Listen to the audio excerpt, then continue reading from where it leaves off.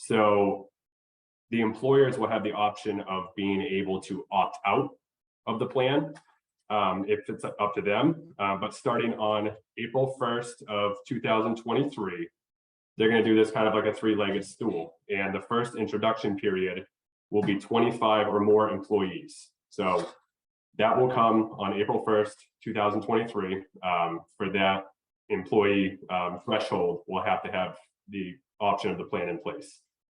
And then on October 1st of 2023, the next threshold will be about 15 to 24 employees. And then finally, on April 1st of 2024, the last leg will come in place, and that will be effective at 5 or more employees. If you have them, you have to have the option of that plan. Now, a covered employee is being described as 18 years of age or older, lives and has taxable wages in Maine. And this does include part-time. There will be some exceptions possibly for that. But as of right now, that's kind of where it's being stuck at. So again, the employee will have the option to opt out of the payroll deduction plan, or they can opt in. And that will be, that'll be rolling out. So part of the discussion that I wanted to talk with everybody about today was that with that plan coming in place, it does give a new light to look at different plans that are currently available for employers. And some of those being like a SEP IRA plan, a simple plan, a 401k, and many, many other different options that are available. I can see the SEP IRA plans and the simple plans probably coinciding closely with those, with the Maine state one, and then possibly 401k plans for people that have more employees than that. So there is still a lot of information that is not out there on the Maine state plan for the inner workings that are still getting worked out on it. But that being said, again, it's not going to be the only option, and it may not be the best option for employers or the employees themselves. So one thing when an employer-sponsored plan, and this is not including the Maine state one because that's a different subject on that matter, but if you open up an employer-sponsored plan, there are fiduciary responsibilities for the owner. And there are different aspects to look at with that. There's actually different ways of setting up that from the initial setup process of the plan. So there are what they call a 338 fiduciary plan that with that, the owner is able to actually relieve a lot of the fiduciary responsibilities. Now, with ERISA guidelines for plans, it's very, very hard. You never say that you don't have any kind of fiduciary responsibility, because you will, but there is a good way to remove like the investments choices, the plan structure, stuff like that with a 338 plan that can actually help do that. And that will kind of turn over the plan to somebody to manage itself instead of the owner or the signer of the 5500 that has to monitor it constantly. And another option to the 338 is what they call a 321 plan. And with a 321 plan, that is, you are bringing on somebody as a kind of like a consultant, like an advisor, that would come in, and you would still maintain a lot of the responsibilities, but you would have somebody that can also give you guidance, help give you advice. And 321 plans are good for somebody that really wants to still be able to have a lot of control or decision making on the plan itself, versus the 338, which is going to really relieve most of that duty in general. So that's kind of a personal preference for the owner. Different costs and expenditures. I'm going to go over 3 plans today with a very, very broad stroke. If there are any real, nitty-gritty details that people would like to know about the plans themselves or more info, they feel free to contact me at any point, and I can go more one-on-one.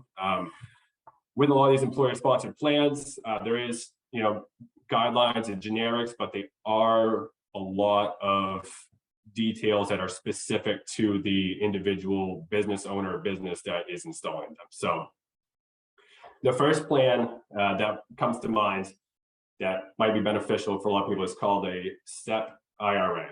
And a SEP IRA basically is a simplified employee pension plan.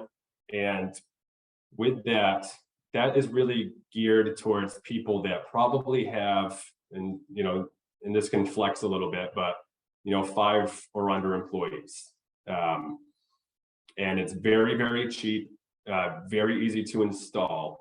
And it is also easy to maneuver out of if the business grows, things change, key people leave. It is very, very easy to maneuver out of. And it also has the least amount of reporting guidelines usually when it comes on an annual basis. But the SEP IRA really falls into, again, not a lot of employees, and everybody wants to set up a retirement fund and have kind of an equal vested amount between everybody. And then the next one that would somewhat similar is called the Simple Plan. And this is a pretty common plan. It's quite cheap, quite easy to run, not so much as the SEP IRA, but the Simple Plan is really designed for people that have less than 100 employees. And with a Simple Plan, again, reporting is quite easy. You have investment options. You have the options a lot of times for a 338 or a 321 setup, however you would like it. Now, the only problem with the Simple Plan is that it does have a lower threshold in terms of how much you can do for compensation on it. And the SEP IRA actually has a higher level. And so you can contribute more to a SEP IRA, but it has to be more equal amongst everybody. So if you find yourself into a point where you start getting above that 5-person threshold, or depending how it is, you can look at it and say, what, this is getting quite expensive for contributions to match equally across the board. We might want to move into a Simple Plan or establish a Simple Plan from the get-go. And that's a very, very common one. Again, very easy match. It's employer matched. The employer puts the contributions into it, and they do it across the board. And the third one, which is most common, is, for people anyway, when they think of employer-sponsored plans, is a 401k plan. 401k plan is, for more employees, above that step range, most likely for people. It does have more of a vesting schedule for how much can be contributed for people than the Simple Plan does. And the other thing that's beneficial with a 401k plan is they're pretty custom. You can really design it with different ideas that you want to put into it.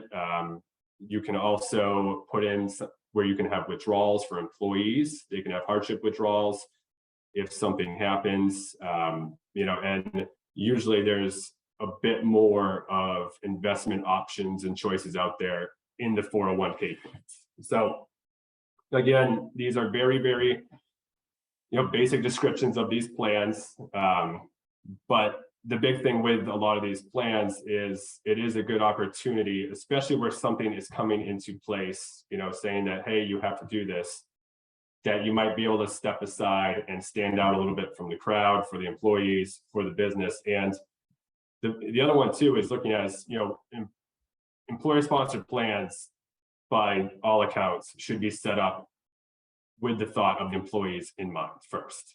And that's, when they're built, it's what, the question is, what is best for the employees, but also, behind that is what's best for the employer. And a lot of these plans really allow for, taxes to be able to, match some compensations on it and really help with that tax deferral for the, for the business itself. And there are limits, and they do change year over year. So that is big to know about it.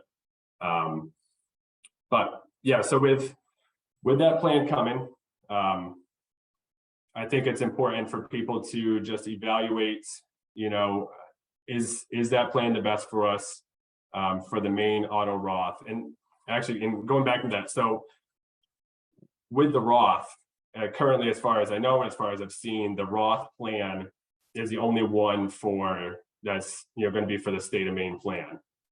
And what that means is those contributions are going to be post-tax. So the taxes we've paid, the money will go into the Roth, and it's set up like a typical Roth IRA. With simple plans, 401ks, you have the options of, being able to say you want to set up a qualified plan instead. In a 401k, you can do a Roth as well.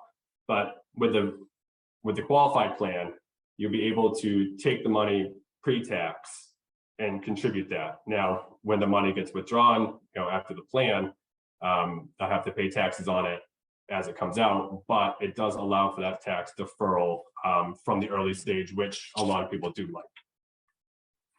So many advantages. And the others that doesn't get talked about a lot is you can actually set up also defined benefit plans. And these are completely different from defined contribution plans.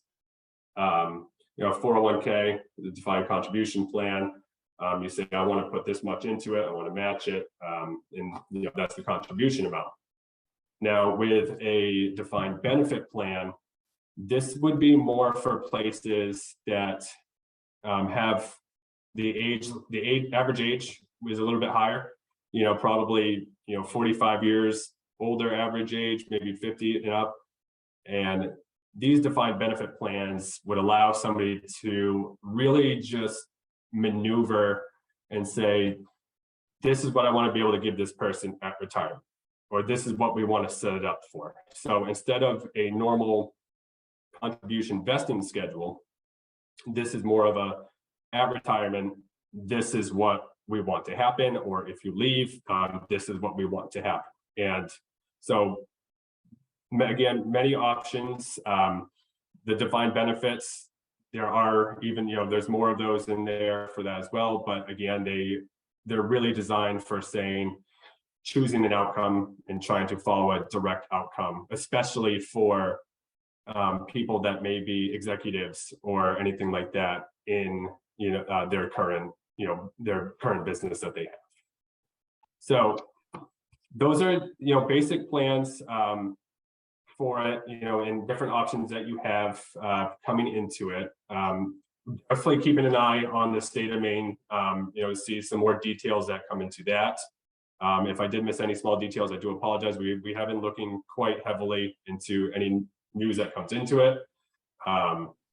But it is a powerful tool, being able to have an employer-sponsored plan, that's designed for your business, to help your business and your employees. And it's just a perfect time to kind of look at that moving forward. So without taking anybody's time, I didn't want to go too far. We can look at taking some questions if anybody has some.